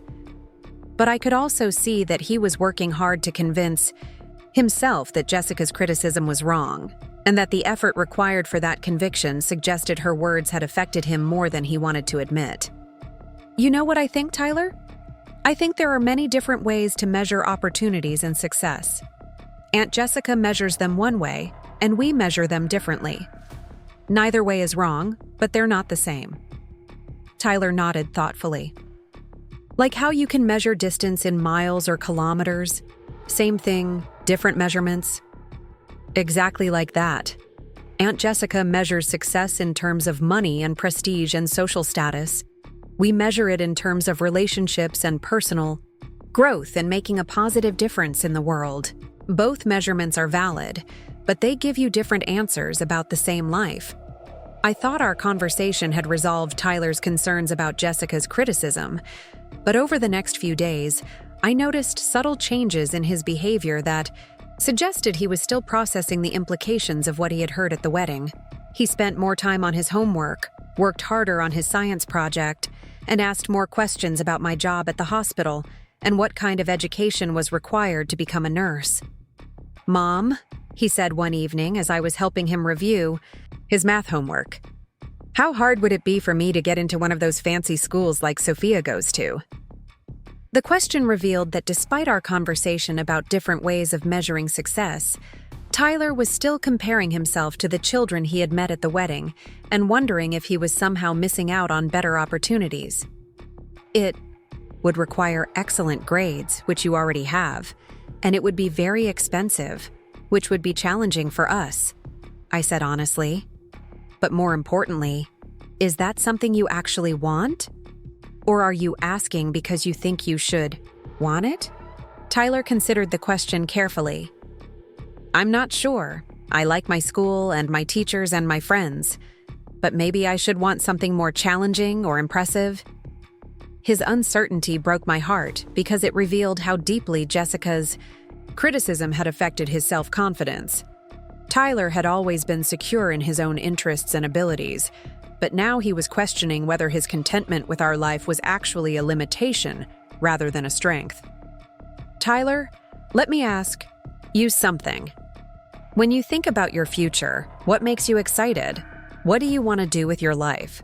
His face lit up immediately. I want to be a scientist, maybe an astrophysicist or someone who studies renewable energy. I want to discover new things that could help solve problems like climate change or space exploration. And I want to work somewhere that I can teach other people about science and help them get excited about learning. The passion and clarity in Tyler's voice reminded me that he had a strong sense of purpose and direction that had nothing to do with external validation or social status. His dreams were ambitious and meaningful, but they were also authentically his own rather than reflections of other people's expectations. Those are amazing goals, Tyler. And you know what? You can pursue any of those careers regardless of where you go to school or how much money we have. What matters is your curiosity, your work ethic, and your commitment to learning. You already have all of those qualities. Tyler smiled, but I could see that he was still working through his conflicted feelings about our family's place in the larger social hierarchy he had observed at the wedding. But what if Aunt Jessica is right that I need different opportunities? To achieve those goals? What if I'm missing out on things that would help me become a better scientist? His persistent worry about Jessica's criticism made me realize that this conversation wasn't really about educational opportunities or career preparation. It was about Tyler's developing understanding of social class and his place within his extended family's economic structure. At 11 years old, he was grappling with concepts that many adults struggled to understand. That night, after Tyler had gone to bed, I called my mother for the first time since the wedding. I needed to understand more about the family dynamics that had led to our exclusion from Jessica's celebration, and I hoped that my mother might provide some perspective on how to help Tyler process what he had experienced. "Oh, Rachel," my mother said when I explained Tyler's concerns about opportunities and success. "I was hoping you hadn't noticed how awkward things were at the wedding. Jessica was so stressed about everything being perfect, and I think she got caught up in trying to manage everyone's experience rather than just enjoying her day. My mother's diplomatic response avoided acknowledging the deeper issues that had surfaced during the wedding, but I pressed her for a more honest assessment of Jessica's perspective on our family situation. "Mom," Tyler overheard Jessica telling her friends that our life is limited and that I've made poor choices. He's questioning whether he has adequate opportunities for his future. I need to understand what Jessica really thinks about us so I can help Tyler process these concerns appropriately. There was a long pause before my mother responded, and I could hear the reluctance in her voice when she finally spoke. "Jessica loves you and Tyler very much, but she does worry about your financial situation and what it means for Tyler's future. She's worked so hard to build her career and achieve security, and I think she wants the same advantages for Tyler that she's been able to create for herself. But she doesn't understand that Tyler and I have different priorities and different definitions of advantage," I said. "We're not trying to replicate her life. We're trying to build something meaningful within our own circumstances." "I know that, sweetheart, and I think Jessica knows it too, deep down. But she's always been someone who shows love by trying to fix problems. And from her perspective, your financial limitations look like problems that need solving." My mother's explanation helped me understand Jessica's mindset, but it didn't resolve the fundamental disconnect between her values and ours, or address the impact her criticism was having on Tyler's self-confidence. The turning point came 3 days later, when Tyler came home from school with unusual excitement about an assignment he had been given in his English class. His teacher, Mrs. Rodriguez, had asked each student to write a speech about someone they admired and the qualities that made that person special. The speeches would be presented to the class the following week, and Tyler had decided to write about someone who had surprised everyone with his choice. "I'm writing about you, Mom," he announced as he spread his homework materials across our kitchen table. "I want to tell everyone about why you're the most successful person I know." His declaration touched me deeply, but I also worried about what had prompted this particular choice for his assignment. "That's very sweet, Tyler, but are you sure you wouldn't rather write about a famous scientist or historical figure? Someone whose achievements might be more obvious to your classmates?" Tyler shook his head firmly. "Mrs. Rodriguez said we should write about someone whose success we understand personally, not just someone we've read about in books. And I understand your success better than anyone else's." Over the next several days, I watched Tyler work on his speech with the same intense focus he had been applying to all his schoolwork since the wedding. He interviewed me about my career, my education, my goals, and my daily responsibilities. He asked thoughtful questions about what motivated me to become a nurse, what challenges I had overcome, and what I hoped to accomplish in my work. The process of researching and writing the speech seemed to help Tyler clarify his own thoughts about success and opportunity. As he organized his ideas and found ways to articulate what he admired about our life together, his confidence returned, and his doubts about our family's worth began to fade. "Mom," he said one evening as he was finishing his final draft, "I realized something while I was writing this speech. Aunt Jessica measures success by looking at what people have accomplished compared to other people. But real success is about becoming the best version of yourself and using your abilities to help other people." His insight impressed me with its sophistication and wisdom. At 11 years old, Tyler had identified a fundamental difference between competitive achievement and personal fulfillment, and had chosen to align himself with values that prioritized service and authenticity over status and accumulation. That's a very mature perspective, Tyler. What made you think about success that way? Well, when I was interviewing you about your job, I realized that you could probably make more money doing something else, but you chose nursing because it's how you want to contribute to the world. And when I think about my own goals, I don't want to be a scientist because it's impressive or because it makes lots of money. I want to be a scientist because I love learning about how things work, and I want to help solve important problems. Tyler's explanation revealed that he had processed Jessica's criticism and emerged with a stronger sense of his own values and priorities. Rather than accepting her definition of success and finding himself lacking, he had developed his own framework for measuring achievement and found our life to be rich with meaning and opportunity. The day of Tyler's speech presentation arrived on a Friday afternoon, and he had asked if I could attend his class to hear him speak. I arranged to leave work early and arrived at Roosevelt Elementary just as Tyler's English class was beginning their presentations. Mrs. Rodriguez introduced each student and their chosen subject, and I listened to speeches about professional, athletes, movie stars, historical figures, and family members who had overcome various challenges. Each speech was thoughtful and well-researched, reflecting the students' genuine admiration for their chosen subjects. When Tyler's turn came, he walked to the front of the classroom with the confident posture of someone who had something important to say. He had dressed carefully for the occasion, wearing his best shirt and the tie I had taught him to knot properly, and he carried his notes with the same pride he had shown when presenting his gift to Jessica at the wedding. What happened next would prove to be one of the most powerful and transformative moments of both our lives, as Tyler delivered a speech that would not only change how his classmates saw success and achievement, but would also reach far beyond the walls of his elementary school classroom to touch the heart of someone who desperately needed to hear his message about the true meaning of family, love, and worth. Tyler stood at the front of his classroom, his small hands gripping his carefully written notes, and began to speak with a clarity and confidence that filled me with overwhelming pride.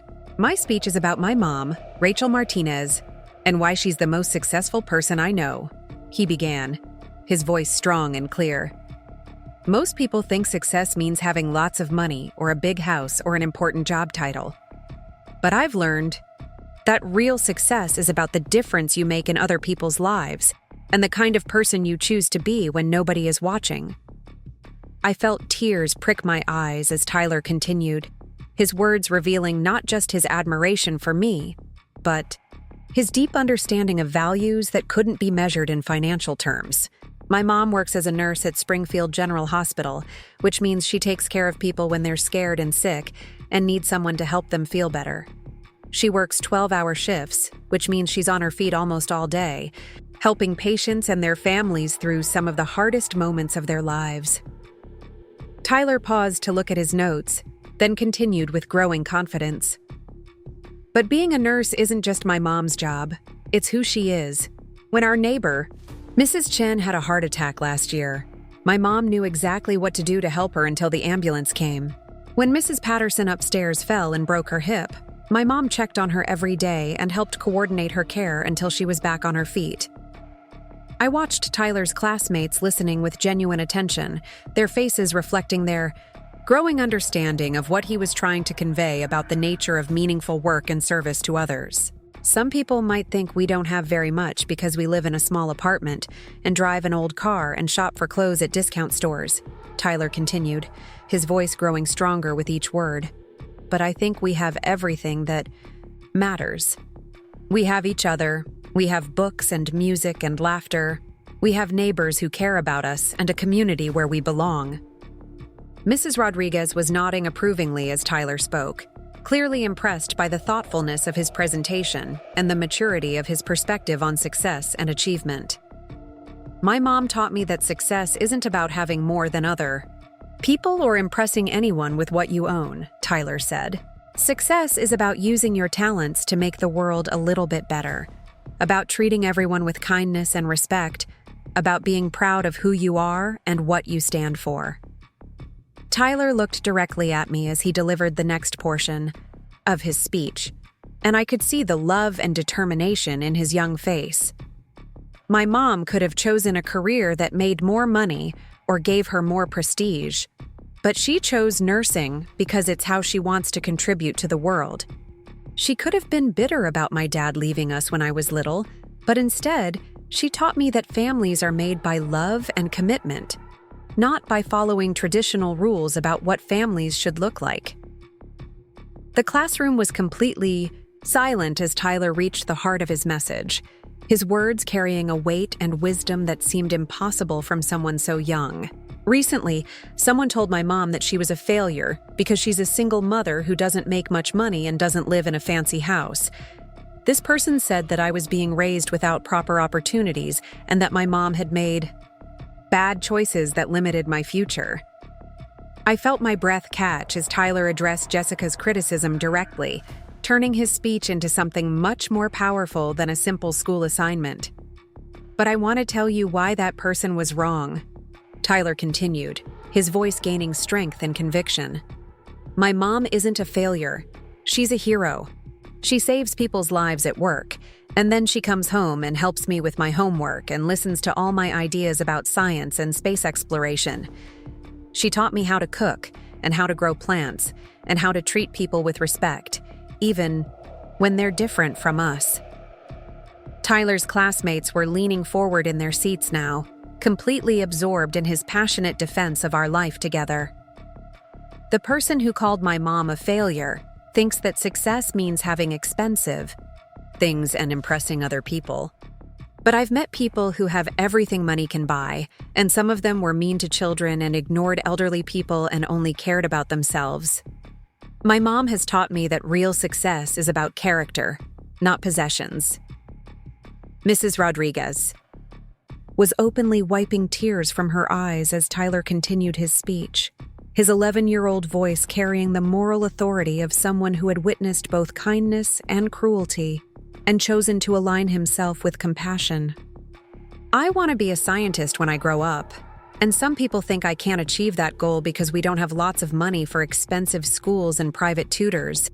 But my mom has taught me that curiosity and hard work matter more than fancy education. She's shown me that learning happens everywhere, not just in classroom buildings that cost thousands of dollars." Tyler paused to take a breath, then delivered the conclusion that would stay with me for the rest of my life. "So when people tell you that someone is a failure because they don't have what society says they should have, I want you to remember this. My mom works every day to heal people and comfort families and make the world better through service. She raised me to be kind and curious and confident. She taught me that love is more important than money, that helping others is more valuable than helping yourself, and that real success comes from becoming the person you're meant to be." Tyler folded his notes and looked around the classroom with quiet pride. "That's why my mom is the most successful person I know, and that's why I'm proud to be her son, no matter what anyone else thinks about our life." The applause that followed Tyler's speech was unlike anything I had ever heard in a school setting. His classmates clapped with genuine enthusiasm. Several of Mrs. Rodriguez's colleagues who had gathered in the doorway joined in, and I sat in the back of the room, overwhelmed by my son's eloquent defense of our choices and values. After class ended and the other students had filed out, Mrs. Rodriguez approached me with obvious emotion in her voice. "Rachel, that was one of the most powerful speeches I've heard in 20 years of teaching," she said. "Tyler has such a mature understanding of values and priorities. You should be incredibly proud of the young man you're raising." As Tyler and I walked to our car, he was practically bouncing with excitement about his presentation and the positive response it had received from his classmates. "Did you like my speech, Mom? Did I explain everything right about why you're successful?" I stopped walking and knelt down to Tyler's level, taking his hands in mine as I struggled to find words adequate to express how proud and moved I was by his courage and wisdom. "Tyler, that was the most beautiful thing anyone has ever said about me. But more than that, it showed me how much you understand about what really matters in life. You stood up for our family and our values with more courage than most adults would have shown." Tyler beamed at my praise, but then his expression grew more serious. "Mom, I was thinking about something while I was writing that speech. Maybe we should send a copy to Aunt Jessica." The suggestion caught me completely off guard. "Why would you want to do that, sweetheart?" Tyler considered his words carefully, displaying the same thoughtfulness that had characterized his entire speech. "Because I think she loves us. but she's confused about what success means. Maybe if she heard how I see our life, she would understand that we're not limited or sad or missing opportunities. Maybe she would see that we've chosen different things to value, and that's okay. His generous interpretation of Jessica's motivation touched me deeply, but I wasn't sure that sharing Tyler's speech would bridge the fundamental gap between her worldview and ours. "That's a very kind way to think about Aunt Jessica's concerns," I said carefully. "But I'm not sure she's ready to hear a different perspective on success and achievement." "But Mom," Tyler said with the persistence that characterized all his strongly held convictions, "what if she is ready? What if she just needs someone to explain it in a way that makes sense to her? I mean, she's smart and she loves us, so maybe she could understand if we helped her see things differently." Tyler's optimism about human nature and his belief in the possibility of change reminded me why I loved him so much. Even after experiencing Jessica's judgment and criticism, he was willing to extend grace and assume the best about her motivations. That evening, as Tyler worked on his regular homework and I prepared dinner in our small kitchen, I found myself thinking about his suggestion to share his speech with Jessica. Part of me wanted to protect both Tyler and myself from further rejection or dismissal, but another part of me recognized that Tyler's words might indeed offer Jessica a perspective she had never considered. The decision was made for me 3 days later when Jessica called me for the first time since her wedding. "Rachel," she said without preamble, "I've been thinking about our conversation at the wedding, and I realize I may have said some things that hurt your feelings. I wanted to apologize and see if we could talk about how to move forward as a family." Her willingness to acknowledge that she had caused hurt was more than I had expected, but I could hear the careful calculation in her voice that suggested she was approaching this conversation as a problem to be managed rather than a relationship to be healed. "I appreciate you calling, Jessica. Tyler and I both love you very much, but some of the things you said about our life and choices were difficult to hear." "I know," Jessica said, and there was genuine regret in her voice. "I've been talking to David about it, and he helped me understand that I was projecting my own fears and insecurities onto your situation. I want what's best for Tyler, but I realize that my definition of best might not be the same as yours." Her acknowledgement of different perspectives was encouraging, but I sensed that she still fundamentally believed her approach to life was superior to ours. "Jessica, Tyler recently gave a speech at school about success and achievement that I think you might find interesting. Would you be open to hearing what he had to say about our family and our choices?" There was a pause before Jessica responded, and I could imagine her calculating whether this was a trap or an opportunity for reconciliation. "Of course," she said finally. "I'd love to hear Tyler's perspective on things." I read Jessica Tyler's entire speech over the phone, pausing occasionally to let his words sink in and to gauge her reaction to his passionate defense of our life together. The silence on the other end of the line stretched longer with each paragraph, and by the time I reached Tyler's conclusion, I could hear Jessica crying softly. "Oh, Rachel," she whispered when I finished reading. "I had no idea that Tyler heard what I said at the wedding. I'm so sorry that my words hurt him." "He wasn't hurt, Jessica. He was confused by your perspective on our life because it's so different from how he experiences our daily reality. Tyler sees opportunity and meaning and joy where you see limitation and struggle." "But he's just a child," Jessica said, and I could hear her struggling to reconcile Tyler's mature perspective with her assumptions about children from disadvantaged backgrounds. How can he understand the long-term implications of limited financial resources and educational opportunities? "Maybe," I said gently, "the question isn't whether Tyler understands the implications of our choices, but whether you understand the benefits of the life we've chosen to build together." Jessica was quiet for a long moment, and when she spoke again, her voice was smaller and more vulnerable than I had heard it in years. "Rachel, can I ask you something honestly? Are you really happy? Are you really fulfilled living the way you do, or are you just making the best of a difficult situation? Her question revealed the heart of her misunderstanding about our life. Jessica couldn't imagine choosing simplicity and service over wealth and status, so she assumed that anyone living as we did must be settling for less than they truly wanted. I am genuinely happy, Jessica. Not every moment of every day, because life is complicated for everyone regardless of their income level. But overall, yes. I love my work. I love raising Tyler. I love the community we've built around ourselves. I chose this life deliberately, not because I couldn't achieve what you've achieved, but because it aligns with my values and priorities. But don't you worry about Tyler's future? About whether he'll have the same opportunities as children from more affluent families? I worry about Tyler becoming a good person who contributes positively to the world, I said. I worry about him developing empathy and integrity and a strong work ethic. I worry about him finding work that gives his life meaning and building relationships based on mutual respect and affection. The specific colleges he attends, or the salary he earns, are much less important to me than the character he develops and the impact he has on other people. Jessica absorbed this perspective in silence, and I could sense her struggling to understand a worldview that prioritized internal development over external achievement. Would it be possible, she said finally, for me to spend some time with Tyler? Not to change his perspective or convince him that he needs different opportunities, but to understand better how he sees the world and what makes him happy. Her request surprised me with its humility and genuine curiosity.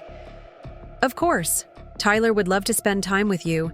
He's always looked up to you, even when he didn't understand your concerns about our life.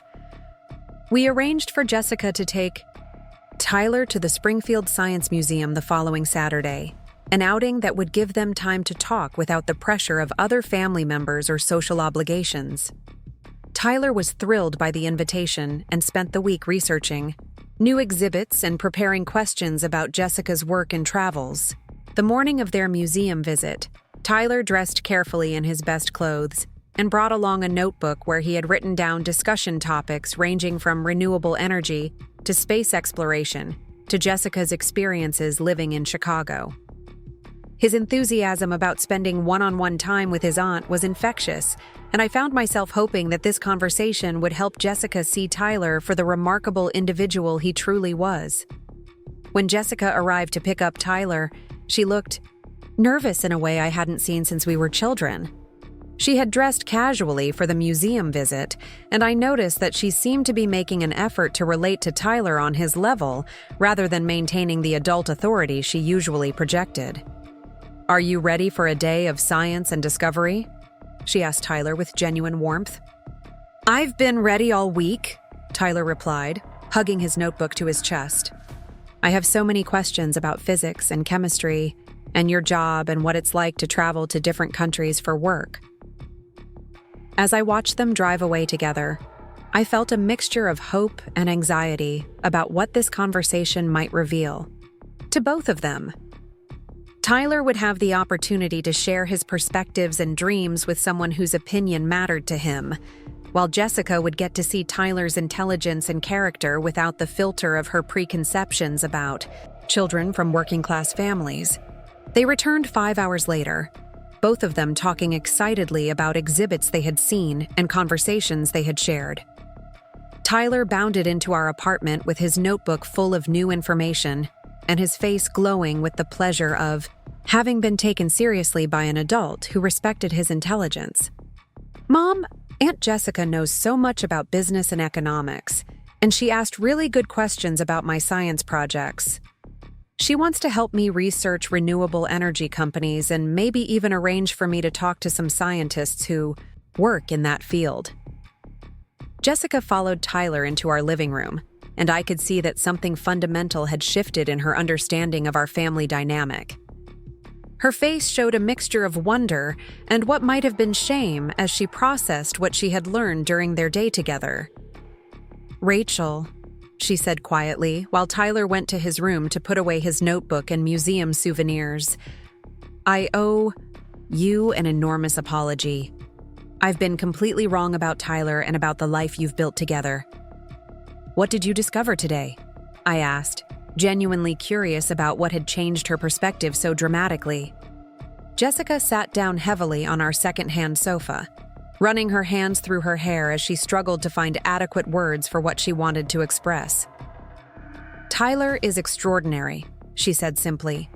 Not just intelligent, though he's certainly that, but wise and thoughtful and emotionally mature in ways that put most adults to shame. He understands concepts about ethics and purpose and social responsibility that I'm still trying to figure out in my own life. She paused, then continued with obvious emotion. He told me about his dreams of becoming a scientist, not to make money or gain prestige, but to solve problems that affect people's daily lives. He explained how you've taught him to see work as service rather than just employment. He talked about community and relationships and making a positive difference in ways that showed he truly understands what those things mean. I felt a familiar surge of pride in Tyler, but also relief that Jessica was finally seeing him for who he actually was, rather than who she had assumed he must be. And what did that teach you about our life together? Jessica looked at me with tears in her eyes. It taught me that I've been measuring success with the wrong ruler. Tyler has something that all my education and career achievements haven't given me. He has clarity about what matters and confidence in his own worth that doesn't depend on external validation. He has that because of how you've raised him, not despite your circumstances. Her admission represented a fundamental shift in understanding that I had hoped for, but hadn't dared to expect. Jessica, Tyler and I don't need you to change your life or adopt our values. We just need you to respect our choices and recognize that different approaches to living can both have validity and worth. I understand that now, Jessica said. But Rachel, I also realized something else today. Watching Tyler talk about his goals and dreams made me question whether I'm truly happy with the choices I've made. I have everything I thought I wanted, but I don't have the sense of purpose and contentment that Tyler has, even as a child. Her vulnerable confession revealed that our conversation was affecting her much more deeply than I had anticipated. Jessica wasn't just acknowledging our worth. She was questioning her own priorities and assumptions about what constituted a meaningful life.